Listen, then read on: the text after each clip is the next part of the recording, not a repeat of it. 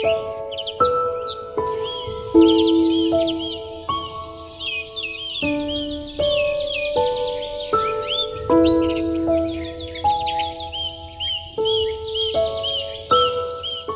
నేర్చుకుందాం అనుకునే వాళ్ళకి మనం కొన్ని వీడియోలు చేస్తున్నామండి. ఇప్పుడు ఈరోజు రావి చెట్టు గురించి చాలా పెద్దగా ఉంటుందండి.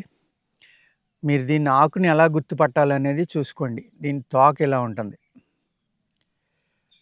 దీనిని పీపల అని కూడా అంటారు. ఓకేనండి. అశ్వత్థ అని కూడా అంటారు. అశ్వత్థ అని ఇంకో దాన్ని అంటారు. దీన్ని తెల్లమద్దిని. అర్జునుడికి ఎన్ని పేర్లు ఉన్నాయో అన్ని పేర్లు అశ్వత్థ అనేది తెల్లమద్ది కూడా ఉందండి పేరు. ఇక్కడ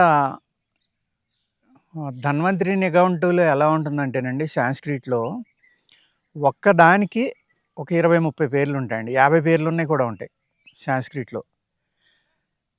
ఒక 5-6 మూలికలకి ఒకే పేరు ఉంటుందండి. అదేంటి అశ్వత్థ అని అక్కడ తెల్లమద్దికి రాశారు, ఇక్కడ రావికి రాశారు అనే సందేహం వస్తుంది మనకి. ఏది ఆయుర్వేదం కోసం నేర్చుకుందాం అని పుస్తకాలు చదివే వాళ్ళకి కానీ, ఈ నిఘంటువు చదివే వాళ్ళకి కానీ వీళ్ళకి తెలుస్తూ ఉంటుందండి. అలాగే కొన్ని బుక్స్లో వీటికి ఉన్న నామాలు రాశారు చాలా అద్భుతంగా. ఆ సాంస్క్రిట్ నామాలన్నీ చదువుతూ ఉంటే మీకు సందర్భాన్ని బట్టి అదే పేరున్నా కానీ మూలికి సందర్భాన్ని బట్టి అక్కడ జబ్బుని బట్టి మనం వాడుకోవాలి అనేది మీరు అర్థం చేసుకోవాలి. ఇదండి రావి చెట్టు. దీని గురించి మనం తెలుసుకుందాం. ఈ చెట్టు యొక్క అన్ని భాగాలు కూడా మనకి మందుల్లో వాడుకోవచ్చండి. నేను చాలా స్లోగా చెప్తున్నాను, మీరు నోట్స్ కూడా రాసుకోవచ్చు. ఈ పేర్లు కానీ లేకపోతే ఏ భాగాన్ని ఏ విధంగా వాడుకోవచ్చు.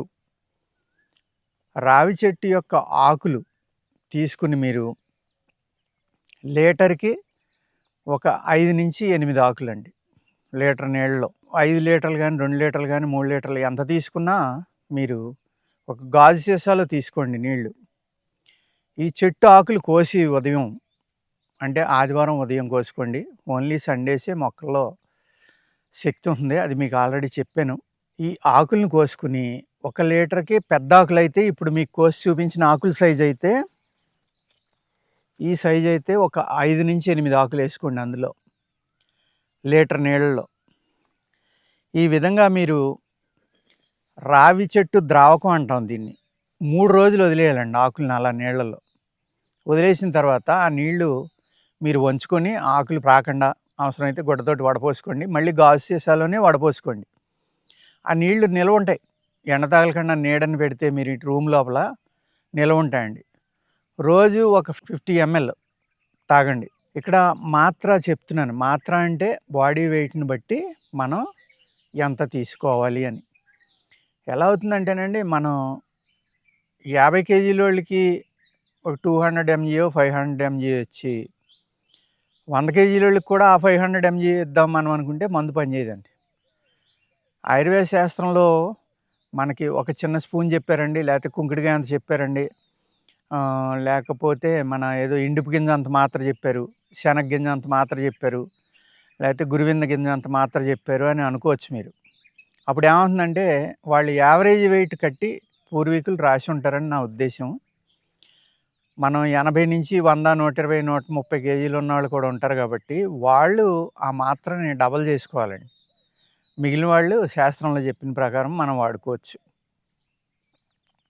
ఒక 50 ml కనుక మీరు ప్రతిరోజు ఉదయం తీసుకుంటే హార్ట్ పెల్పిటేషన్ ఎవరికైతే ఉందో, గుండె నీరసం ఎవరికైతే ఉందో వాళ్ళకి 20 రోజుల్లో తగ్గిపోతుందండి. చాలా బాగా ఈ రావి ఆకు యొక్క ద్రావకం పనిచేస్తుంది. ఇంకొకటి ఏంటంటే దీంట్లో పళ్ళుకు ఒక గుణం ఉంటుందండి. పూర్వం ఈ రావి చెట్టు యొక్క పళ్ళుని తీసుకుని మెన్స్ట్రువల్ రాని వాళ్ళకి, అంటే 14 ఏళ్ళు దాటిపోయి 15, 16 ఏళ్ళైనా పెద్ద మనిషి అవ్వలేదు అని అప్పట్లో ఏం చేసేవారంటే ఈ పళ్ళు తీసుకొచ్చి నీడన ఆరబెట్టి ఆ చూర్ణం కొట్టి ఆ చూర్ణంలో కొంచెం చక్కెర కలిపి దానిని ఆడపిల్లలతో పాలలో కలిపి ఉదయం సాయంత్రం ఒక చిన్న స్పూన్ ఇస్తే, చక్కెర కలిపింది స్పూన్ అండి, లేకపోతే చాలా తక్కువ సరిపోతుంది. పౌడర్ అయితే మీరు డైరెక్ట్గా 1 గ్రామ్ సరిపోతుందండి. కొద్దిగా చక్కెర కలిపిస్తే బాగుంటుంది. ఇందులో వాళ్ళకి మెన్స్ట్రువల్ సైకిల్ అనేది స్టార్ట్ అవడం, మెచ్యూరిటీ అనేది రావడం జరిగేదండి. ఈ విధంగా వాడచ్చు. ఇదే విధంగా ఎవరికైతే పిల్లలు పుట్టట్లేదో, ఎవరికైతే గర్భ వ్యాధులు ఉన్నాయో గర్భసంచిలో కానీ వైట్ డిశ్చార్జ్ కానీ రెడ్ డిశ్చార్జ్ కానీ ఇలాంటివి ఉండటం వల్ల, లేకపోతే గొడ్డు పురుగు అంటామండి ఆయుర్వేద శాస్త్రంలో. ఆ పురుగు ఉండటం వల్ల స్త్రీలకి సంతానం కలగటం అనేది జరగకపోవచ్చు. ఏదైతే నేను రావి పళ్ళు అని చెప్పానో ఆ రావి పళ్ళు నీడన ఆరబెట్టుకుని మీరు ముక్కలు కొట్టుకుని దాన్ని చూర్ణంగా చేసుకుని ఆ విధంగా తాగుతా రావి వేరు పైన తాట కూడా తీసుకోండి. తీసుకుని దాన్ని కూడా మీరు జాగ్రత్తగా నీడన ఆరబెట్టుకుని పౌడర్ చేసుకోండి. పౌడర్ చేసుకున్న తర్వాత అందులో సమంగా పటిక బెల్లం అంటే కడి మిశ్రీ అంటాం, గడ్డల గడ్డల కింద ఉంటుంది కదా వైట్గా, చాలా తీయగా ఉంటుంది, అది పలుకుల కింద ఉంటుంది. దాని పౌడర్ సమానంగా కలుపుకోండి. కలుపుకుని ఒక పావు స్పూన్ చూర్ణం ఉదయం సాయంత్రం పాలలో కలుపు తాగితే 3 నుంచి 5 నెలల లోపల ఆ స్త్రీకి తప్పనిసరిగా సంతానం కలుగుతుందండి. ఇది సంతానం కలిగించడానికి ఒక అద్భుతమైన మూలిక అన్నమాట రావి చెట్టు అనేది.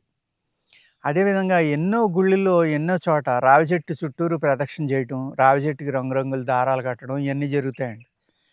ఇవి ఏంటంటే దేవతా వృక్షాలండి. వీటి చుట్టూరు ఒక అద్భుతమైన ఆరా ఉంటుంది. అదేవిధంగా కాస్మిక్ ఎనర్జీని అబ్జర్వ్ చేసుకుని దాని చుట్టూరు ఎవరైతే ప్రదక్షిణ చేస్తారో వాళ్ళ శరీరంలోకి ప్రవేశపెడతాయండి.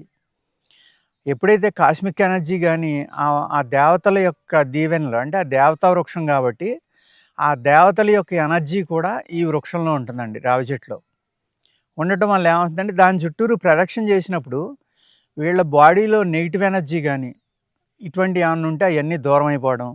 అదేవిధంగా ఈ ఎనర్జీ వల్ల వాళ్ళ గర్భాశయంలో కానీ గర్భసంచిలో కానీ లేకపోతే వాళ్ళ ఫెలోపియన్ ట్యూబ్స్లో కానీ ఎటువంటి ఇబ్బందులున్నా అవన్నీ ఆ ప్రదక్షిణలోనే పోతాయండి. మనం ఏమనుకుంటామంటే అరే ఈ హిందువులు పిచ్చోళ్ళు, లేకపోతే ఈ పూజారులు పిచ్చోళ్ళు, లేకపోతే ఈ జ్యోతిష్యుడు పిచ్చోడు రావి చెట్టు చుట్టూరు తిరగడం ఏంటి, ఒక 100 ప్రదక్షిణలు చేస్తే వాళ్ళకి పిల్లలు పుట్టడం ఏంటి, ఇలాగా చాలామంది దీని మీద నాలెడ్జ్ లేని వాళ్ళు నవ్వుకుని హేళన చేస్తూ ఉంటారు దీన్ని. అది నిజం కాదండి. ఇది 100% షూరు. ఇవాళ మోడర్న్ మిషన్స్ వచ్చినాయి. ఒక వృక్షం యొక్క ఆరా తెలుసుకోవాలి అంటే ఆ మిషనరీ ద్వారా తెలుసుకోవడానికి వచ్చిందండి. మీకు ఎవరికైనా డౌట్ ఉంటే మీరు ఆ మిషనరీని తీసుకొచ్చి ఏదైతే ఆరాని క్యాల్కులేట్ చేసి ఉన్నాయో వేవ్స్ని అవి తీసుకొచ్చి మీరు రావి చెట్టు దగ్గర, అదేవిధంగా మారేడు చెట్టు, మహాబిల్వ, ఏకబిల్వ ఈ చెట్లన్నిటికీ కూడా అద్భుతమైన ఆరం ఉంటుందండి. అయితే నేను ఈ దేవతా వృక్షాలని చెప్తున్నానో అన్నిటికీ కూడా ఆరం ఉంటుందండి. అందుకనే మన బ్యాడ్ ఇంపాక్ట్ ఏమన్నా పోవాలి అంటే మంచి గార్డెన్లో ఉన్నప్పుడు ఒక సందెళ్ళలా ఉన్న చెట్టును చూసుకుని దాన్ని కావలించుకుని ఒక 10 నిమిషాలు కళ్ళు మూసుకుని అలా ఉండిపోండి. మీ బాడీలో ఉన్న నెగిటివ్ ఎనర్జీ అంతా ఆ వృక్షం తీసేసుకుంటుంది. అంత అద్భుతమైన శక్తి అండి ప్రకృతిలో ఉన్న ఈ వృక్షాలకు ఉంది. ప్రకృతికి ఇవ్వడం తప్ప తీసుకోవడం తెలీదు, మనకి తీసుకోవడం తప్ప ఇవ్వడం తెలీదు. మనం ఏం చేస్తున్నాం, తీసుకున్నా పర్వాలేదు కానీ దాన్ని నాశనం చేయకూడదు. కానీ మనం ప్రకృతిని పూర్తిగా నాశనం చేసేస్తున్నాం, 90% చేసాం. కాబట్టి అనేక రకాలైన ప్రాబ్లమ్స్ వస్తున్నాయండి. ఈ వృక్షాల గురించి ఇంత అద్భుతంగా రాయడం వల్ల ఏదైనా పూర్వీకులు ఒక చెట్టు తీయాలంటే అరే ఇన్ని సంవత్సరాలు పెంచిన చెట్టును తీసేయాలని మ్యాక్సిమం దాన్ని అది ఏ విధంగా అయినా ఉంచడానికే చూసేవారండి. తప్పనిసరి పరిస్థితుల్లో అయితే చెట్టు తీసేవారు. సాధ్యమైనంత వరకు కొమ్మలు పక్కకు వచ్చినాయి, అడ్డం వచ్చినాయి, ఏమన్నా ఇల్లు కట్టినప్పుడు కానీ రూములు కట్టుకున్నా లేకపోతే దారిలోకి వచ్చినా ఆ కొమ్మను తీసేవారు తప్ప ఇది అడ్డం వచ్చిందని చెట్టుని ముట్టుకునేవారు కాదు. ఇప్పుడు వాళ్ళు ఊరికి 5 నిమిషాల్లో ఒక చెట్టుని తీసి పడేస్తున్నాం మనం.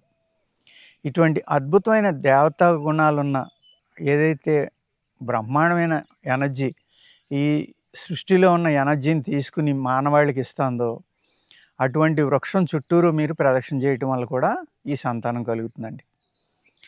వైట్ డిశ్చార్జ్ తగ్గుతుంది, రెడ్ డిశ్చార్జ్ తగ్గుతుంది. అదేవిధంగా ఈ పండుని కానీ లేక పండులో విత్తనాలు కానీ చూర్ణం చేసుకుని పంచదార పాకం పట్టుకుని లేహ్యంలా చేసుకుని తింటే పురుషులకి వీర్యవృద్ధి అంటాం మనం, అంటే మగతనం చాలా బాగా పెరుగుతుందండి. మంచి బలం వస్తుంది శరీరానికి. అంటే ఎన్ని రకాల ఉపయోగాలు ఉన్నాయో చూడండి దీంట్లో. తాట లేకపోతే వేరు ఆ రెండాటిలో ఏదైనా తీసుకుని మనం నీడన ఆరబెట్టుకుని కొట్టుకుని పంచదార కలుపుకుని పాలలో కలుపుకుని తాగితే సంతానం కలుగుతుంది స్త్రీలకి. అదే పండుని ఆడపిల్లలకి నీడ నానబెట్టి కలిపిస్తే మెన్స్ట్రువల్ సైకిల్ ఆగిపోయినోళ్ళకి మెన్స్ట్రువల్ సైకిల్ వస్తుంది. గర్భసంచికి చాలా బలం కలుగుతుంది. వైట్ డిశ్చార్జ్ తగ్గుతుంది. రెడ్ డిశ్చార్జ్ తగ్గుతుంది. అదే చూర్ణాన్ని లేహ్యంగా చేసుకుని పురుషులు తింటే పురుషుని యొక్క స్పెర్మ్ కౌంట్ తగ్గిపోవటం కానీ, అతనిలో లోపాల వల్ల సంతానం కలగకపోవడం కానీ జరిగితే అది కూడా రికవరీ అవుతుందండి. అందుకేంటంటే నేను చెప్పిన యొక్క చిట్కాని మీకు జాగ్రత్తగా తీసుకోండి. తేట కానీ, లేకపోతే దాని ఇత్తనం కానీ, లేకపోతే దాని వేరు యొక్క తాట కానీ మీ స్వార్థం కోసం చెట్టు చనిపోయేలాగా తీయొద్దండి దయచేసి. చాలా జాగ్రత్తగా తీయండి, వేరు కూడా పాడవకుండా. ఒక పక్క తాట తీసుకోండి, మళ్ళీ ఆ వేరు కప్పేయండి. అది మళ్ళీ తాట మామూలుగా పోసేసుకుంటుంది. అర్థమైందండి? ఎవరైతే ఈ వీడియోని వింటున్నారో వాళ్ళు జాగ్రత్తగా రాసుకుని, అవసరమైతే అదే వీడియోని మళ్ళీ మళ్ళీ చూసి, మీకు ఎక్కడైనా డౌట్ ఉంటే పెన్ను పుస్తకం తీసుకుని జాగ్రత్తగా రాసుకోండి. మీకు కావాల్సిన చిట్కాలు రాసుకోండి. నేను చెప్పినట్లో ఏవైతే చిట్కాలు ఉన్నాయో అవి రాసుకునండి. మీరు దీన్ని ఆయుర్వేద పరంగా వాడుకుని, దీన్ని చిన్న చిన్న వైద్యులు ఇవాళకి పల్లెటూరులో చాలామంది ఉన్నారండి. వాళ్ళు ఈ వీడియోలు చూసి ఇవన్నీ రాసుకుని ఇంకా 10 మందికి సహాయం చేయవలసిందిగా కోరుతున్నాను. నమస్కారం అండి.